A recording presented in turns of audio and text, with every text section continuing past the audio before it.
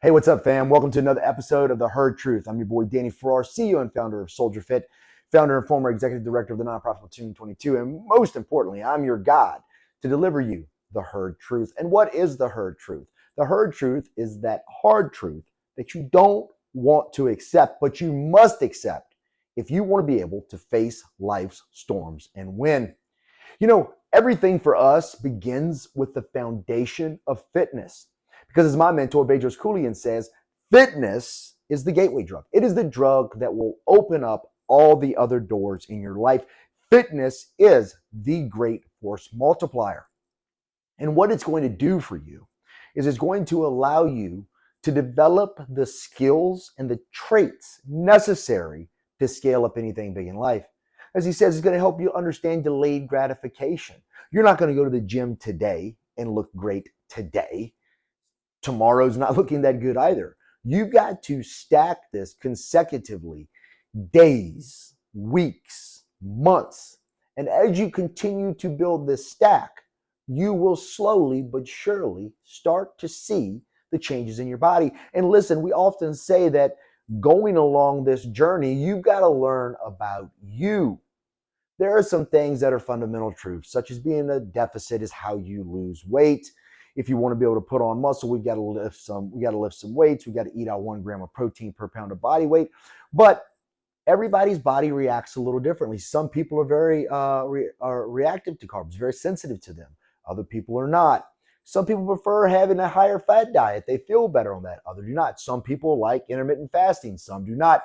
The point of it is that you've got to experiment to find what works for you.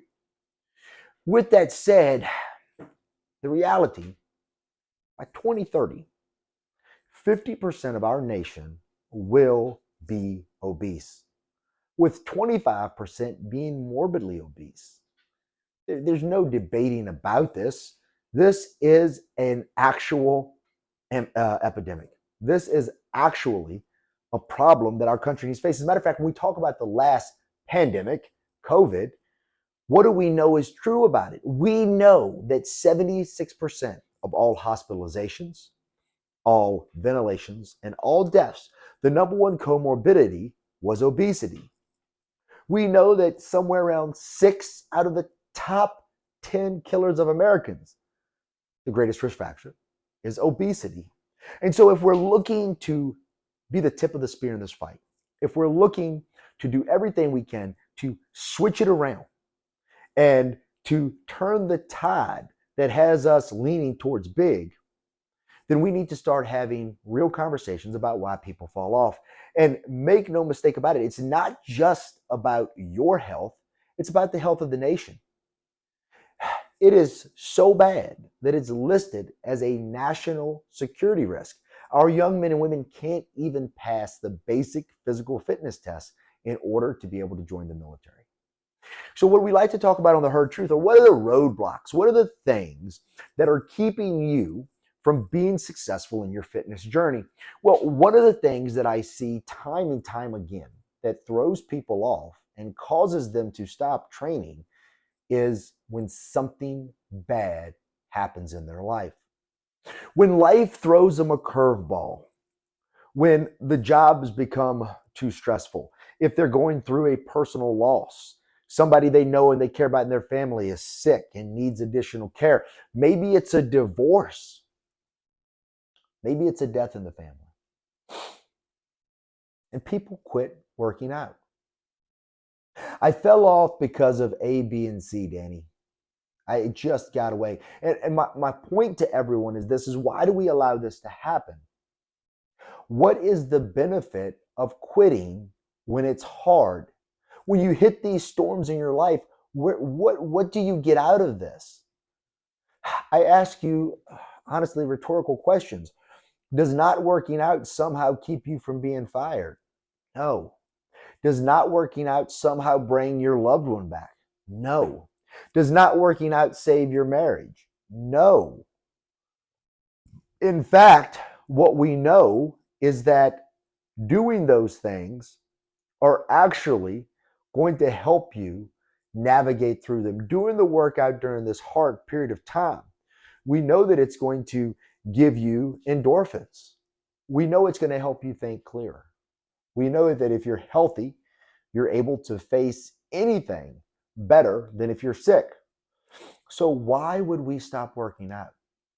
What is the benefit of it? What happens is that inner critic, that inner bitch that has been begging to be let out, finally has an excuse and a reason to be able to speak. It finally has leverage. It finally has a buddy and assistant that's advocating with it for you to quit. It's just too sad because I lost someone, so I'm not going to the gym. My wife left me. What does it even matter anymore? I got fired. I need to go drink. I need to blow off steam. What do you think is a better way to blow off steam? Go to the bar and getting sloshed, or going to the gym and lifting the bar? It's a rhetorical question. Obviously, we know the best answer. Now, where we run into problems is not because we don't know the answer, it's because we don't do the answer. It's not because we don't know that we should work out and take care of ourselves. We do. It's not that we don't know that we shouldn't eat like shit every day. We do. It's not that we don't know that drinking alcohol is bad for us. We do. It's not that we don't know that we shouldn't smoke cigarettes. We do. We know the answer to all of those things, and we know that they're detrimental to our health. So what we instead need to look at is how can we bring an additional voice besides our advocate, not beside our little bitch. And this is why it's important to have community. This is why it's important to have accountability. You see, I've been in the fitness space for 16 years. I've lost over 150 pounds myself. And what I know is this: you need three things. You need the fitness, you need the nutrition, and you need the accountability. You see, when we look at things like apps that you can buy, they're great for people who are going to work out.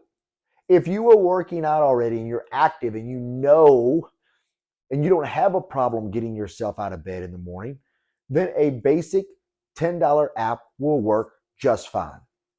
But if you're one of those people that aren't working out, if you are the majority of people that are not working out, what makes you think that having a workout right here on this app is going to make you work out? It's not. It's not. Guys, there are literally thousands of free resources out there that you can go right now and get the workout. CrossFit posts free workouts every day. YouTube, hundreds of thousands of workouts every day, but yet you're not doing them. You see, it's not a matter of money. It's not a matter of cost. It's a matter of you simply won't get off your ass. And without the accountability of someone standing there beside you, in your ear, messaging you, calling you, asking you, why aren't you at the gym? You're not going to go. You're not going to go. One of the biggest arguments that was ever said in the history of the world for why people didn't work out was they didn't have time.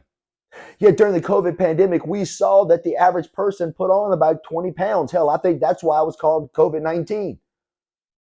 You had all the time in the world. You literally couldn't leave your house, and yet we got fatter. Yet we got fatter. You had time.